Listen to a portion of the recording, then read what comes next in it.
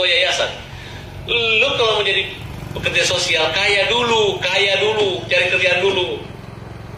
Baru bantu, nggak perlu lagi minta-minta nomor rekening, minta bantuan. Bang, jadi pengacara itu selain harus pinter, ya harus bijak juga. Coba deh jadi pengacara yang bisa menengahkan permasalahan ini gitu loh. Jangan dipanas-panasin. Udah tahu kan sifat Agus, makin dibela makin jadi, makin keluar sifat aslinya. Coba deh nasehatin si Agus. Gus, uangnya biar diurus sama yayasannya Tenovi ya. Lanjutin pengobatannya sampai bener-bener sembuh.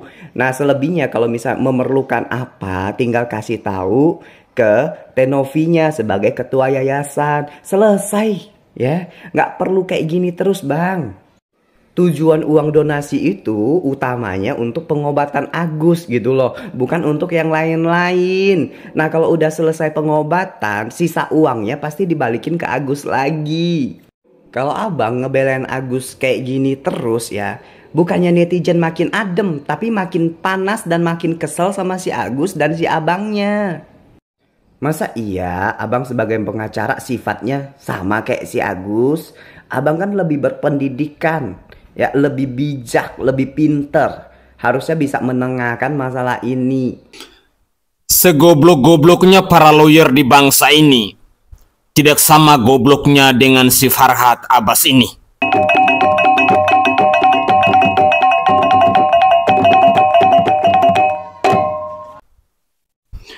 Assalamualaikum warahmatullahi wabarakatuh. Salam Om Swastiastu, Namo Buddhaya, salam kebajikan dan salam sejahtera untuk kita semua. Saudaraku sebangsa dan setanah air, para penonton kanal YouTubeku yang sangat saya hormati dan sangat saya cintai. Minta maaf, pernyataan saya agak sedikit keras. Karena terus terang, segoblok-gobloknya para lawyer di bangsa ini tidak sama gobloknya seperti si Farhad Abbas ini. Bagaimana tidak? Orang mau berbuat baik, katanya harus tunggu kaya dulu. Orang mau berbagi kasih, masa ia harus tunggu kaya dulu? Orang mau berempati kepada kehidupan orang lain, masa ia harus tunggu kaya dulu? Kalau kita semua punya pola pikir sama seperti si Farhad Abbas ini, saya tidak tahu apa yang akan terjadi di bangsa tercinta kita. Tapi puji Tuhan, manusia yang punya pola pikir dangkal seperti Farhad Abbas ini hanya dimiliki oleh si Farhad Abbas itu sendiri. Karena faktanya, ada begitu banyak orang yang walaupun kehidupannya dia miskin, yang walaupun dia tidak kaya, yang walaupun dia masih apa adanya, tetapi dia masih punya niat yang baik, punya hati yang baik untuk berempati kepada orang lain, untuk meringankan beban penderitaan orang lain. Jujur, semakin kesini, pernyataan yang dilontarkan oleh si Farhad Abbas ini semakin blunder, semakin pongah, semakin tidak berkualitas, semakin mencoreng harkat dan martabatnya sebagai seorang kuasa hukum. Berikut ini saya akan menyajikan cuplikan video di mana Tenovi akhirnya menanggapi pernyataan dari si Farhad Abbas yang katanya kalau mau bantu orang lain harus kaya dulu. Inilah cuplikan video selengkapnya. Agak lucu juga, maaf ya, bukan mengurangi rasa hormat saya terhadap bapak pengacara yang sebelah, terkait katanya kalau mau berbuat kebaikan harus kaya dulu dong, katanya gitu ya. Bener gak sih guys statementnya kayak gitu? Nah, masa orang yang biasa-biasa aja gak boleh berbuat kebaikan? Semua manusia itu berhak untuk berbuat kebaikan. Gak mandang dia orang gak punya, mau mandang dia apa. Karena kan sudah ditentukan gitu loh. Kalau kita muslim, kita tahu berbuat kebaikan juga adalah kewajiban. gitu. Aku lucu pas dibilang, makanya kalau mau bantu orang kaya dulu. Lah kalau misalnya nunggu kaya dulu, terus tiba-tiba besok kita meninggal, gimana konsepnya? Enggak, aku cuma nanya aja gimana konsepnya gitu. Emang umur kita ada yang tahu? Emang kita tuh udah misalnya gini, kita tuh tahu, oh setahun lagi kita meninggal, ya udahlah ntar aja nunggu kaya baru kita berbuat kebaikan sebelum kita meninggal. Kan nggak gitu ya konsepnya. Kita umur nggak ada yang tahu guys. Jujur ya, saya pribadi pun kita nggak tahu namanya umur. Mungkin saya duluan, mungkin siapa duluan gitu. Ya selama kita mampu, kita bisa, kenapa enggak kita berbuat baik sama orang.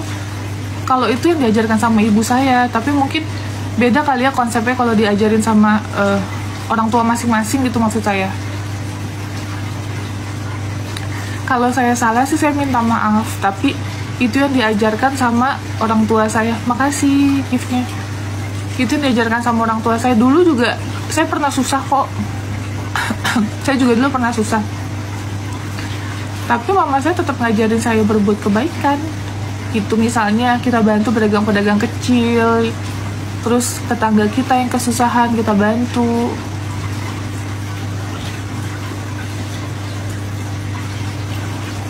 Jadi berbuat baiklah sebanyak-banyaknya, karena namanya umur kita nggak ada yang tahu. Itu jangan pernah hitung kebaikan kita di dunia ini, tapi hitunglah keburukan kita. Gitu sih. Ya kalau aku salah sih aku minta maaf ya, tapi ini sih pendapat masing-masing, kan semua orang berhak memiliki hak dan pendapatnya masing-masing. Kalau itu menurut pendapatku seperti itu.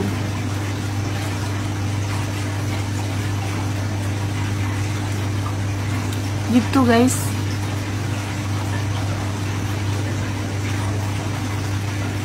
Thank you Bang Mirwan.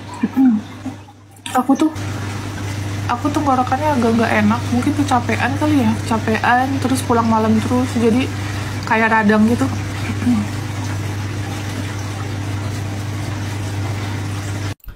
Oke guys, itu adalah komentar dari Mbak Pratiwi Novianti alias Teh Novi dalam menanggapi pernyataan dari si Farhad Abbas itu. Jujur, saya sangat respect dengan apa yang disampaikan oleh Mbak Novi. Rupa-rupanya seorang Pratiwi Novianti yang adalah seorang konten kreator ini hatinya itu jauh lebih mulia bila dibandingkan dengan si Farhad Abbas. Karena bagi seorang Farhad Abbas, dia bisa berbuat baik kepada orang lain ketika dirinya sudah kaya. Luar biasa. Semoga saja kekayaan yang engkau miliki saat ini sampai kau bawa masuk ke liang lahat. Itu adalah pesan saya yang rakyat jelata ini. Sekali lagi, semoga saja harta kekayaanmu yang kau miliki saat ini itu kau bawa sampai ke liang lahat. Pemirsa sekalian, dari cuplikan video ini ada satu poin penting yang bisa kita sharing bersama, yang bisa kita berbagi bersama, bahwa membantu sesama atau berempati kepada orang lain itu bukan tunggu kita kaya, seperti pola pikirnya si Farhad Abbas ini. Sekali lagi, berempati kepada orang lain atau meringankan penderitaan orang lain bukan berarti bahwa tunggu kita kaya dulu. Semoga saja tidak ada pemirsa sekalian yang mengikuti rekam jejaknya si Abbas ini, yang membantu orang tunggu kaya dulu. Sehingga tadi saya katakan bahwa semoga harta kekayaanmu itu bisa kau bawa masuk ke dalam liang lahat nanti. Itu adalah pesan dari saya yang rakyat jelata ini. Pemirsa, berikut ini ada satu cuplikan video, di mana cuplikan video ini menceritakan tentang awal mula kenapa si Agus Salim ini akhirnya memutuskan untuk melaporkan Pratiwi Novianti ke pihak penegak hukum. apakah itu semua datang dari lubuk hatinya sendiri? Ataukah ada paksaan dari orang lain? Dan demikian, saya ingin mengajak pemirsa sekalian, mari kita bersama-sama menyimak cuplikan video berikut ini. Itu gimana ceritanya sampai bisa laporin YouTuber Novi itu yang bisa dikatakan membuka jalan bagi Anda untuk mendapatkan pertolongan? Sebenarnya itu nggak ada niat sih mau ngelaporin, cuman kan dari awal itu dia membuat statement itu di-upload di Instagramnya itu supaya orang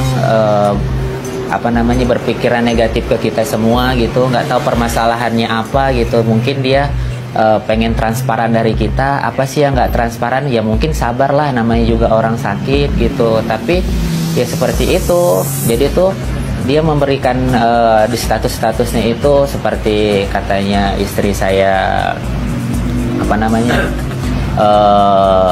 nggak ramah lah, kurang inilah gitu. Terus ke sayanya juga dibilangin kasih uang yang 90 juta itu buat bayar utang lah. Tapi kan dia nggak tahu saya itu juga buat apa, bayar utang juga buat diri saya. Kan Wawa kan ngerawat saya, terus anak-anaknya ngebantuin saya. Jadi Anda betul mentransfer 90 juta ke tante, ke Wawa? Iya, itu benar. Ke anaknya. Siapa yang terima? Anda ya? Boleh ditunjukkan? Mbaknya terima 90 juta. 90 juta itu digunakan untuk keperluan? Untuk keperluan ibu. Untuk keperluan ibu ya? Iya, apa itu? Kayak makan, listrik dan sebagainya gitu kira-kira?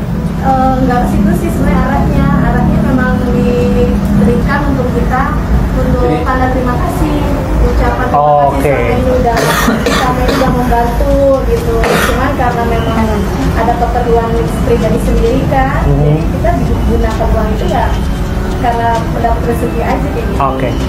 Dana kemanusiaan itu donasi yang katanya 1,5 miliar itu ya? 1,4 sekian lah. 1,4 iya, 1,4 miliar itu disebutkan bukan hanya 90 juta yang diberikan ke keluarganya, ada lagi ke ayahnya, ada lagi ke lain-lain sebagainya gitu. Iya, itu kan udah. Ini tuh maaf saya jelasin dulu biar tidak mengembangnya.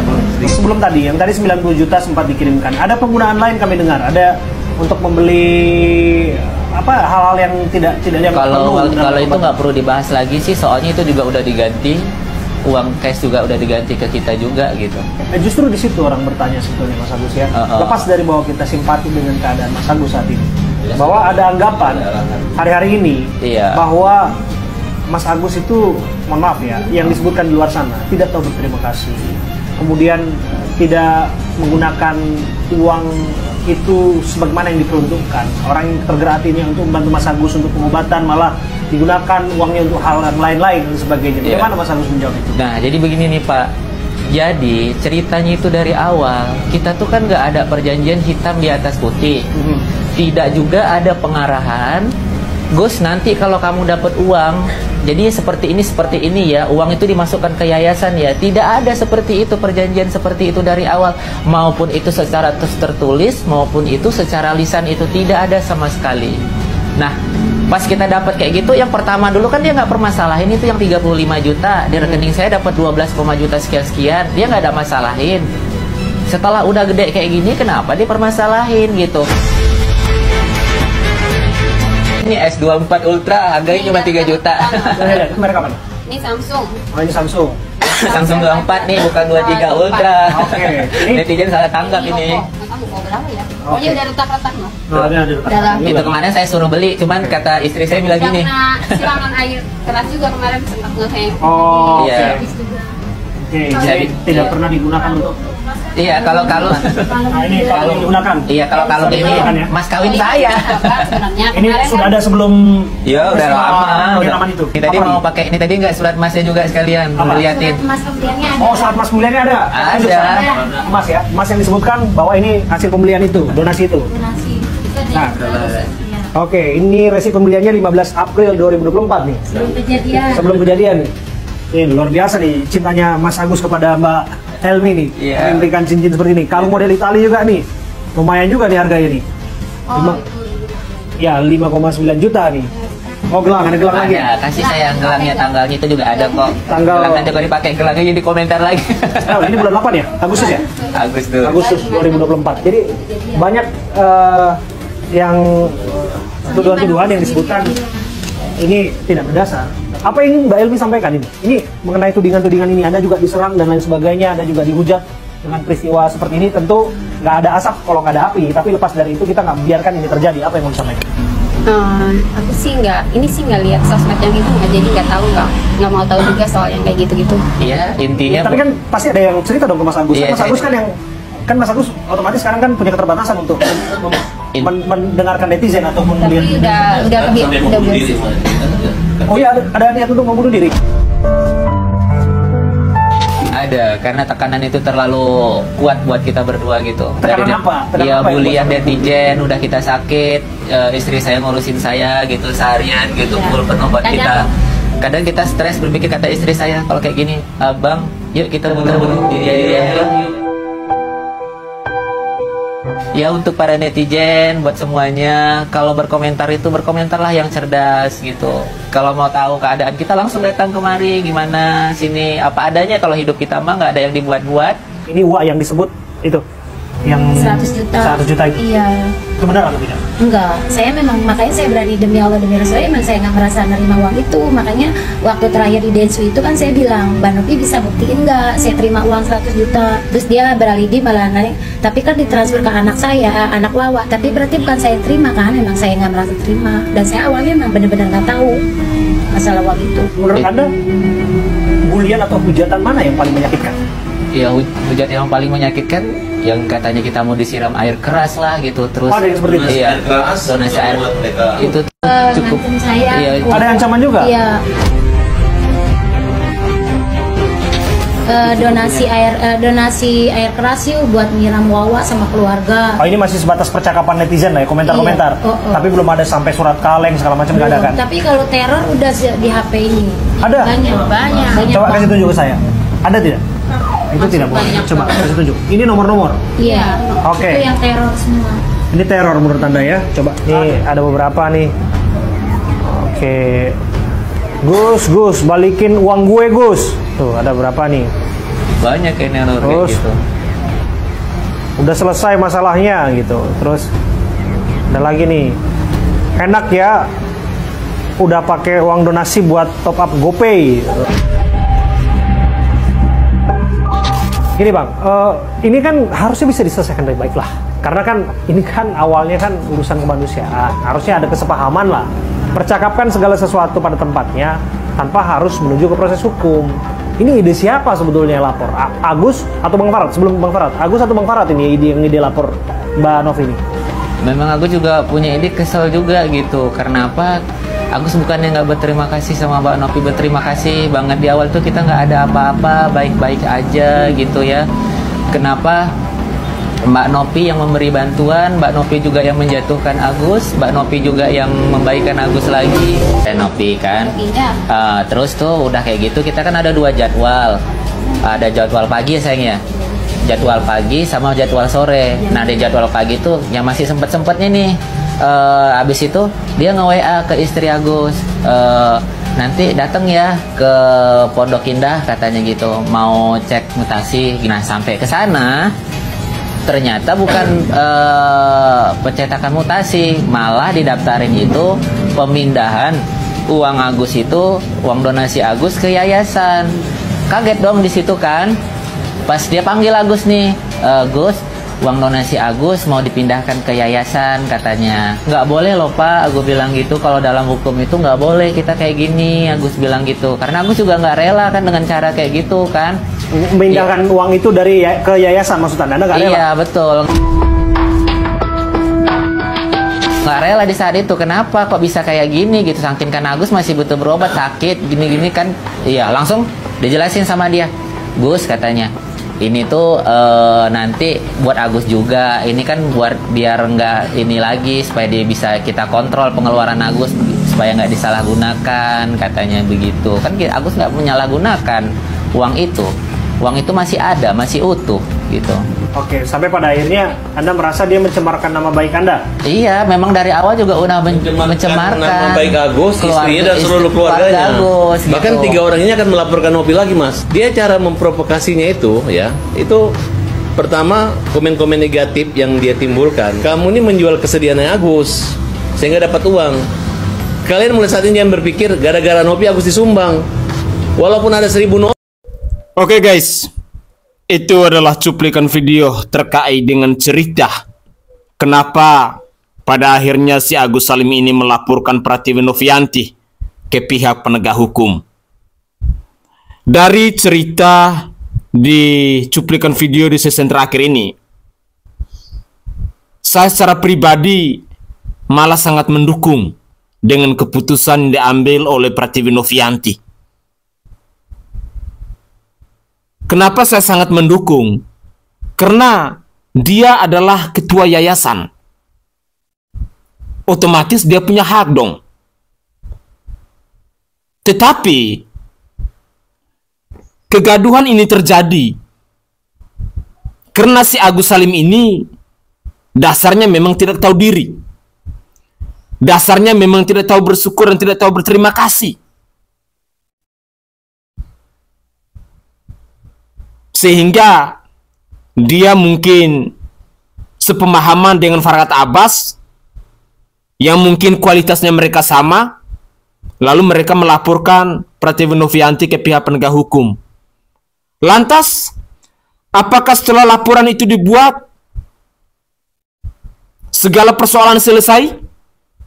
Tampaknya tidak. Karena sampai saat ini si Agus Salim ini masih ngelontang-lantung. Persoalannya belum menemukan titik terang. Ini yang sangat disayangkan.